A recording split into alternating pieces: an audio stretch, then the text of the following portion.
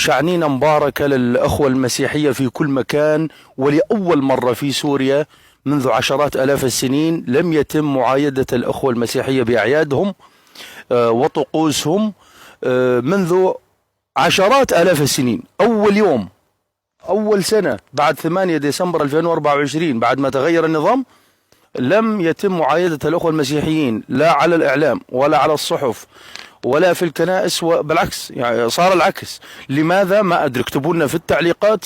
طبعا سوريا تاريخها عريق وأصلها مسيحي أساسا، هاي البلد أصلها مسيحي سرياني وآرامي بالتحديد، يعني آرامي للأمانة، ومسيحيين يعني كانوا على هذه الأرض، اليوم صاروا غرباء.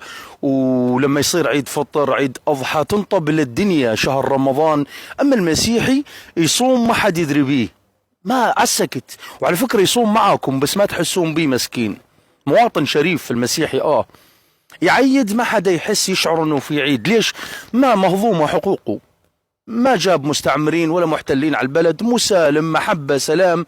يعني أنا أقول الرب إذا يحب حدا شريف وذكي ومسامح ومتسالم ومتسامح ومسالم هو المسيحي. فلماذا لم يتم معايدة الأخوة المسيحيين في أعيادهم لأول مرة؟ شوف هذا الشيء ملفت للنظر وفاجئني. منذ عشرات آلاف السنين، هاي السنين هذا النظام الجديد الآن بني أمية أقصد أكيد طبعا لم يعايدوا، بالعكس بل حاربوهم بشتى الوسائل. اكتبوا لنا بالتعليقات لماذا، شو الأسباب. هذا موضوع لازم نطرحه اليوم، مستفزني ولفت نظري جدا انه ليش المسيحي حقه مهضوم، ليش مسكين مسالم، لا عنده يعني مجموعات شايله سلاح ولا شاي، لا جاب محتلين وكذا على البلد، ومتسامح جدا ومهضومه حقوقه الدينيه، مواطن شريف. فانا اقول شعنينه مباركه عليكم والله، وانتم ذخر للأوطان وتعطون قيمة كأخوة مسيحية.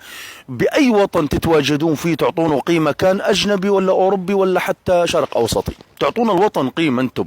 لكن يتم هضم حقوقهم بهذا الشكل، والأشكال اللي تعيث فساد والأشكال اللي عندها جهل وتخلف وحقد أسود تكرم. ليش؟ ما أدري صراحة، لفت نظري هذا الموضوع. اكتبوا لي رأيكم في التعليقات وإجاباتكم لماذا لم يتم معايدة الأخوة المسيحيين، ولأول مرة في سوريا منذ عشرات آلاف السنين لم تتم معايدتهم بأعيادهم.